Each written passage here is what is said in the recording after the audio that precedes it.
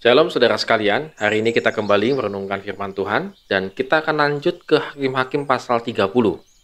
Saudara, saya sangat menyarankan saudara membaca seluruhnya Hakim-Hakim pasal 30 supaya saudara memahami isi cerita ini dan boleh melihat bagaimana Tuhan menceritakan kehancuran manusia.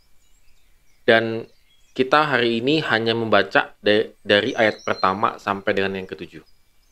Lalu majulah semua orang Israel dari Dan sampai Beersheba dan juga dari tanah Gilead, berkumpullah umat itu secara serentak menghadap Tuhan di Mizpah. Maka berdirilah para pemuka dari seluruh bangsa itu, dari segala suku orang Israel, memimpin jemaah umat Allah yang jumlahnya 400.000 orang berjalan kaki yang bersenjatakan pedang. Kedengaranlah kepada Bani Benyamin bahwa orang Israel telah maju ke Mizpah. Berkatalah orang Israel, ceritakan bagaimana kejahatan itu terjadi. Lalu orang Lewi, suami perempuan yang terbunuh itu, menjawab, aku sampai dengan gundikku di Gibea, kepunyaan suku Benyamin untuk bermalam di sana. Lalu warga-warga kota Gibea itu mendatangi aku dan mengepung rumah itu pada malam hari untuk menyerang aku. Mereka bermaksud membunuh aku, tetapi gundikku diperkosa mereka sehingga mati. Maka kuambillah mayat gundiku, kupotong-potong dia, dan kukirimkan ke seluruh daerah milik pusaka orang Israel. Sebab orang-orang itu telah berbuat mesum dan berbuat noda di antara orang Israel. Sekarang kamu sekalian orang Israel telah ada di sini. Berikanlah di sini pertimbanganmu dan nasihatmu. Saudara sekalian, Imam Lewi ini sebenarnya tidak jujur dalam hal menceritakan kondisi yang sebenarnya. Kalau saudara kemarin kita melihat bagaimana sebenarnya orang Gibea itu menginginkan dia untuk dilecehkan. Tetapi dia sekarang membalikan satu fakta atau membuat fakta yang lain bahwa orang Gibea ingin membunuh dia lalu memperkosa istri tidak sahnya, begitu ya. Nah, akhirnya sampai terjadi pemerkosaan itu dan akhirnya istri tidak sahnya itu sampai meninggal. Karena juga ada boleh dikatakan penyiksaan-penyiksaan juga yang dialami oleh istri tidak sah daripada orang Imam Lewi itu. Nah, dengan masalah pertimbangan apakah baik tidak baiknya, lalu dia memutilasi mayat daripada istri tidak sahnya ini, lalu diberikan kepada 12 suku Israel. Dan ini menjadi perhatian 12 suku Israel. Ada kalimat yang bagus sekali sebenarnya, tetapi juga itu keluar dari mulut Imam Lewi ini, di ayat yang ketujuh. Berikanlah di sini pertimbanganmu dan nasihatmu.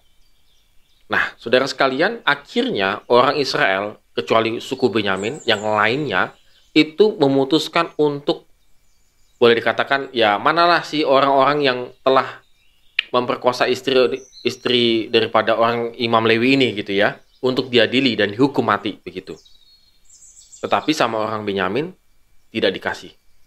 Maka mulailah timbul peperangan. Akibatnya orang-orang Israel memutuskan untuk memerangi suku Benyamin. Saudara, ketika mereka memutuskan untuk di ayat-ayat selanjutnya, saudara sekalian, makanya saya sangat berharap saudara membacanya. Ketika mereka memerangi daripada saudaranya sendiri, saudara, suku Benyamin itu kan saudaranya mereka juga, begitu ya. Maka sebenarnya mereka tidak serta-merta dengan sukacita berperang melawan suku Benyamin. Karena terlihat sekali di ayat 18, 23, dan juga 28, mereka bertanya-tanya kepada Tuhan, apakah kami maju berperang untuk melawan Benyamin, saudara kami sendiri, kira-kira demikian, begitu ya. Mereka sebenarnya sangat ragu untuk benar-benar memerangi Benyamin sampai habis begitu. Tetapi karena memang Tuhan memberikan lampu hijau, artinya memang ada konsekuensi dari perbuatan suku Benyamin menahan orang-orang yang tidak memberikan orang-orang yang seharusnya dihakimi gitu, maka mereka harus menerima satu konsekuensi berat, yaitu hukuman dari Tuhan juga. Tetapi yang menariknya saudara sekalian, saudara-saudaranya yang lainnya lah gitu ya, masih mempertimbangkan sebenarnya. Masih mempertimbangkan bahwa mungkin perang ini tidak baik begitu hasilnya. Tetapi karena mereka yakin ini juga didukung, tanda petik, dikasih izin oleh Tuhan, maka mereka memerangi suku Benyamin. Dan akhirnya suku Benyamin itu kalah. Di ayat yang jelas lah kalah. Satu suku melawan 11 suku sudah logikanya sudah nggak mungkin, saudara. Nah, akhirnya di ayat yang ke-45, tinggal ada sebagian yang lari ke Bukit Batu Rimon. Dan di ayat yang ke-47 dikatakan tinggal 600 orang yang lari ke padang gurun dan Bukit Batu Rimon. Jadi artinya suku Benyamin akhirnya dihukum dan hanya tinggal 600 orang. Dari sekian ratus puluhan ribu orang hanya tinggal 600 orang.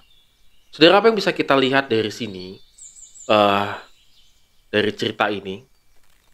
Saya melihatnya, saudara sekalian, bahwa penting sekali sebelum kita bertindak, pertimbangkan dulu dan mintalah nasihat. Orang Lewi ini bagi saya sangat tidak bijaksana ketika dia melakukan satu mutilasi. Kita sudah membahasnya kemarin, saudara.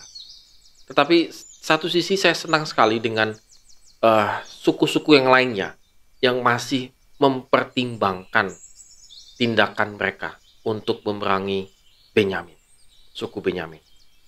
Saudara, ini juga yang harusnya juga menjadi satu pertimbangan bagi kita, saudara.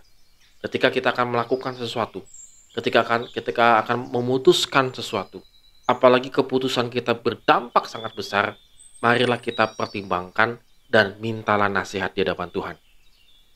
Marilah kita buat sejumlah daftar pertimbangan dan juga meminta nasihat dari berbagai orang, lalu kita bawa kepada Tuhan. Apakah ini yang tepat dan benar, Tuhan, yang sesuai dengan kehendak-Mu? Kembali lagi, saudara sekalian, mari kita minta pertimbangan dan minta nasihat dari Tuhan segala persoalan yang kita alami. Amin. Tuhan Yesus memberkati kita semua.